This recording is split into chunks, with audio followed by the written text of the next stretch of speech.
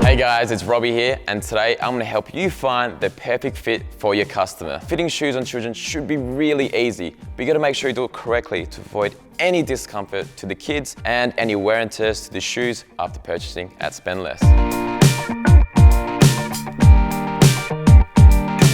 Lily, if you can put your foot on the front floor mat for me, heel on the yellow line. Now let's move that across. Keep moving, heel still on the yellow line.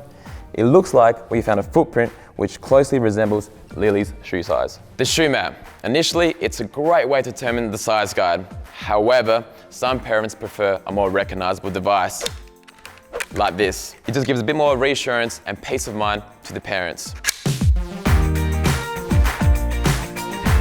And now, I'm gonna place this shoe fitting device on the ground underneath Lily's foot. Lily, if you could stand up for me, please. Making sure her heel is firmly at the back, her toes planted firmly to get an accurate reading. I'm just gonna put my thumb down where the longest toe finishes. This will line up with a number that will be the starting guide to her size. It's best we measure both feet, as it's very common to have two different shoe sizes. If she has different size feet, it's best to grab a size that will accommodate for the larger of the 2 feet. Before I bring this shoe over to Lily, there's a few things we need to do. We need to flex the laces. We need to pull out the tongue. This will make the shoe super easy for Lily to fit her foot right in. Let's give it a go.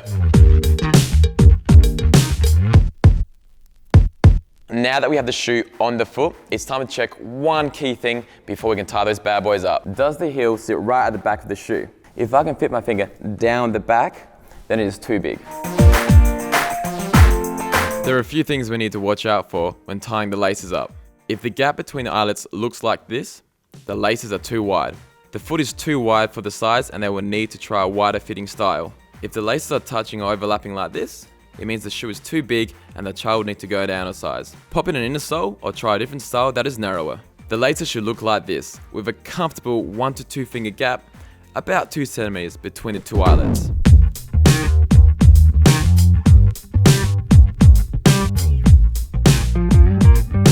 Now Lily, let's get those toes wriggling. Put my 2 thumbs at the widest part of her foot, working your way down to find a big toe. To leave space for growing feet, we need about a thumbnail distance between the longest toe and the edge of the shoe. We also need to check the fit on the top of the shoe.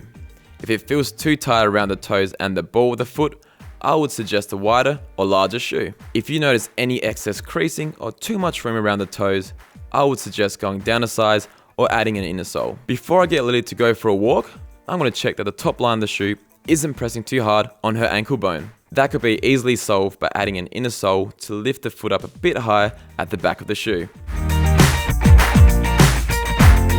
Now that we've got Lily in both her shoes, it's time for her to strut her stuff down the catwalk.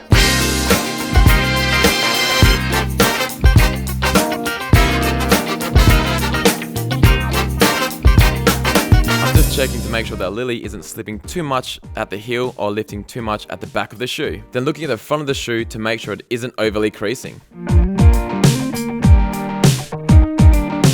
Remember to check the customers wearing the same type of sock they'll usually wear with these shoes. If the shoe is slipping at the heel, it means the shoe is too deep and big. If the shoe has created a really wide, deep crease across the front, it means the shoe is too deep and big. If the pressure feels too tight around the toes and the ball of the foot, it means the shoe is too small.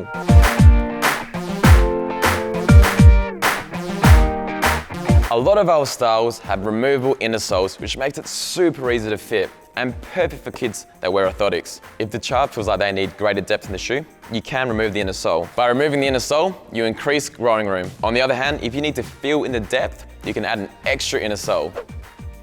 Bang. If the shoe doesn't have a padded collar, a great solution are heel grips. This stops the heel from slipping and provides extra comfort. There you have it. That's how you create the perfect fit.